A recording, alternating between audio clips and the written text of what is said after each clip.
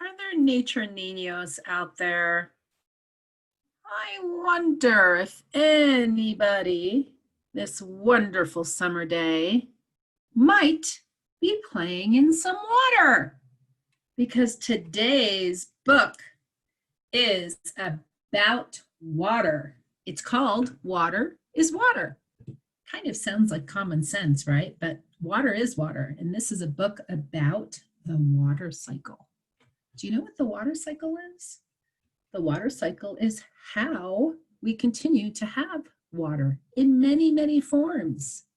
Did you know that water, just like young children, moves and changes frequently? There's all kinds of water. We have rain, we have snow, we have ice, right? So water technically changes a lot, just like you as you're growing up.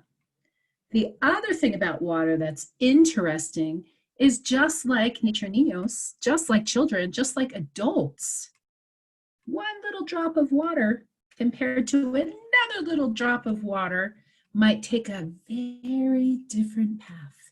And that's true of people too. So there's a lot about people and water that's similar. And that's not surprising because people, did you know our bodies are made up mostly of water? At the end of this story, we will talk about some facts related to water. It's a great time to be thinking about water because in the summertime when it's really hot, I don't know about you, but boy, oh boy, do I love swimming in a lake or playing in a stream or a creek or going to the ocean, even going to the swimming pool. These are all places where we can get our water fix, right? So today's story, Water is Water, and it's written by a woman called Miranda Paul, and then someone called Jason Chin drew the beautiful pictures in this story. Before we read it though, we will, as always, go over a few signs that you can be listening for as I read the story, right? And you could be signing them along at the same time. So let's just get this up so that you can see it well. And here we go. So what is this? It's the very thing we're talking about. It's water. This is how we sign water. This is a W in sign language. And we just go with this water on our chin because of course we drink a lot of water. See, I even have a nice glass of water and I'm going to take a good drink right now. Water is so refreshing. It's the best thing you can drink for your body. So we sign it like this, water, water. You can ask if you're thirsty. If you're thirsty, take your finger and go thirsty. You can say, water, please. Like this on your chest, water, please. Okay, so water's the first one, and that word shows up a lot in this story, as you might imagine. Why do we have a turtle in a story about water? Well, it seems as though the brother and sister who are in this book have a pet turtle. And I've always wanted a pet turtle. It's one of my favorite animals. So it's also one of my favorite signs, which is why I popped it in here. So you take one hand like this, and the other hand, this is like your turtle, and this is the little head of the turtle. You just put it underneath like this, turtle, turtle, turtle. Isn't that cool? A little turtle. Here's his shell. Here's the turtle, turtle. And they have another pet in the book. What animal is this? I bet some of you have this animal at home. That's right, it is a cat. And we do cat like this. Take your thumb and your pointer finger, put them together and go cat, just like the whiskers. Meow, meow, cat, cat. Okay, dragon. This is an interesting one. Have you ever read any stories or myths about dragons? They're pretty cool mythical creatures, or maybe they are real. Who knows, right? So we sign dragon like this, dragon, dragon. And this is like the fire that's coming out of the dragon's mouth. Do it very dramatically, okay? Dragon, dragon, dragon. Did you feel the heat I just sent out to you? Did you feel that? I was giving you as much fire as I could. How about this one? What is that a picture of? If you're close to a window, can you look outside and see if you see any of these today? These are clouds, and they're in the sky. We sign sky like this, in the sky, and clouds are signs like this. Clouds, clouds, clouds. I think we had this sign in another book before. I think so. Clouds. Okay. What do you see in this picture? It's rain. And do you see that thing that's black? What do you think that might be? It's an umbrella. So we sign rain like this. And I think this is a sign that we've had before too. Rain. Some people will sign water first. They'll sign to show that we're talking about rain specifically. And yes, this black, if you remember that color, black umbrella.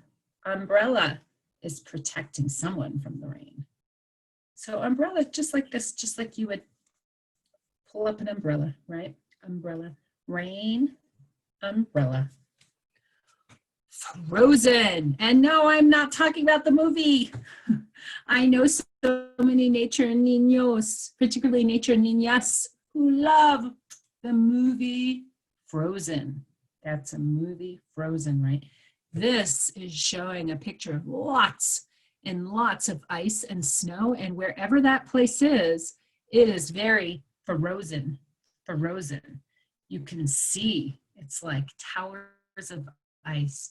So you remember we did water is like this, and then we did rain like this, okay? Ice, same handshake. Rain is like this, but then we go like this. We kind of pull our fingers back to show how it doesn't move, right? When something is frozen, it doesn't move anymore. When water is frozen, it doesn't move. So there we go. And then finally, another form of water is snow. Snow. So some people will sign the sign white first because of course snow is white. They'll sign white and then they'll go like this with their fingers. Or other people will just go like this to show snow. And can you notice something here that's similar? We have rain, we have frozen, and we have snow. Again, we have rain, we have frozen, and we have snow. In all three of those signs, what we call the hand shape is the same. It's our open hands, all 10 fingers, right? Rain, frozen, snow. What's different is how we're moving our fingers. So rain, we're not. We're just kind of going up and down like this. Frozen, we're pulling our hands back like this. And snow, going like this. So it's interesting. Those differentiations in American Sign Language are the grammar of the language. Maybe you've heard of grammar before. There are rules, and we talk about the hand shape, the location on the body, and the movement. Those are the three rules of a sign. And if you really want to get into learning sign language, it's good to start thinking about because it helps you remember. So in this instance, these three signs all related to water, different forms of water, all have the same hand shape and really pretty much the same location in front of the body. What's different is the movement, right? So we'll do it again. Rain, frozen, snow. And again, I've said this before, but I have a tiny little window I could see myself in my camera. I'm not entirely sure how much of me you see, but I'm sort of holding my hands up higher than what would be normal if I was talking to someone. Because if my arms were up this high as I was signing to someone, I would get tired after a while. You know, really, if I were to sign, I am signing rain, frozen, snow, and you can't see it as well. So I just wanted to point that out. Now, for anybody who was paying attention last week, last Monday, not the Monday that just passed, but the 29th of June, was International Mud Day. Hopefully next year there will be lots and lots of celebrations for this. I don't know about you, but I love playing in the mud. I love it. And I like to take care of the soil in my garden. We often use the word dirt. And sometimes we get dirty from mud and soil, right?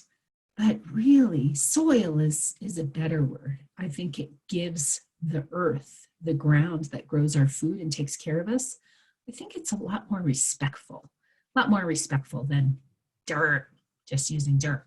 Anyway, in this picture, this young person has some pretty mighty boots on because they are playing in the mud. So we just signed it like this, mud. And it's also the same sign for dirty, and it's the same sign for pig, okay? So mud. Here we go. I believe that's it. I'm going to read the story now. Water is water.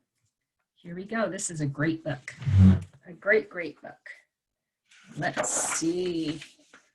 Do you see the brother and sister? You'll notice in the book, it looks like they might live near a lake. And the girl is holding something. Perhaps you've had one of these before. I wonder what they're up to. Let's see. Water is Water, a book about the water cycle. What's in the net? I didn't notice that the first time I looked at the story. You know the sign for that. It looks like that might be where they got their pet turtle from, the lake in their backyard. Here we go. Look at their beautiful garden. And I'm noticing some rain coming down. Do you remember that sign for rain? Rain. That's right. Drip, sip, pour me a cup. Water is water. Unless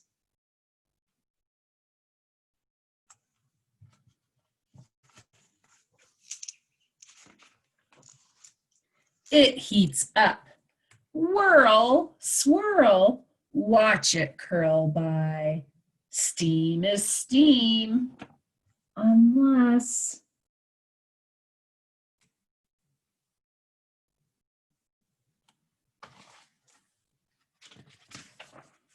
it cools high. A dragon in a wagon, a crow kneading dough. Clouds are clouds, unless, do you see the dragon in a wagon and a crow kneading dough in the clouds? Clouds are clouds unless they form low. Can you see back here? There's something called fog, right? Which is another type of water. A cloud low to the ground creates fog.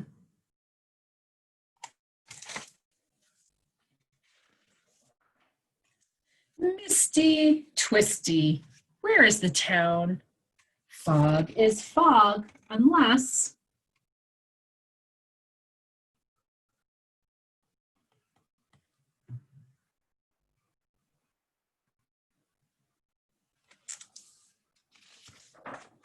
it falls down.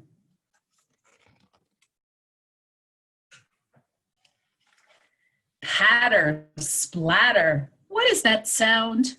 Rain is rain. Ooh, look, they're running to get off the bus and into the school so they could stay dry. Rain is rain unless on the ground. Slosh in galoshes, splash to your knees. What are we talking about here, do you think? Can anybody guess or see it? See it right over, oops, here. Puddles, that's right. Puddles are puddles unless puddles freeze. Glide, slide, put on the brakes. Now what form of water are we talking about? Can you see where my fingers are? And they're doing something called ice skating, right? That's right. Ice. Ice. Ice is ice unless it forms flakes. It packs, pack, stack. Shape it and smack, smack. What are we talking about? I bet in the winter time you like playing in this, right? Snow, so much fun. Snow is snow unless spring comes back.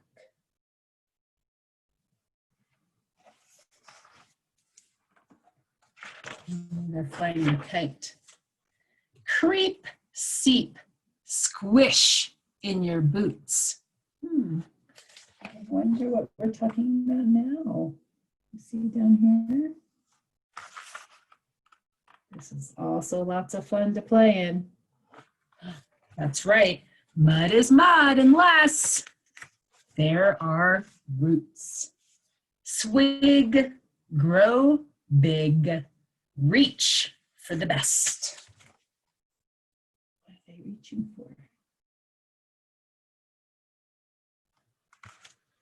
Apples are apples unless they get pressed.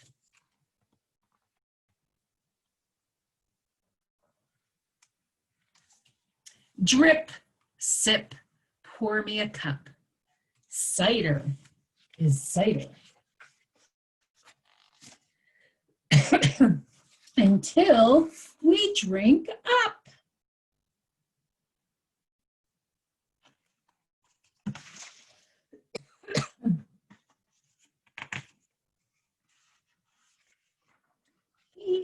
And so I wanted to share with you a few facts.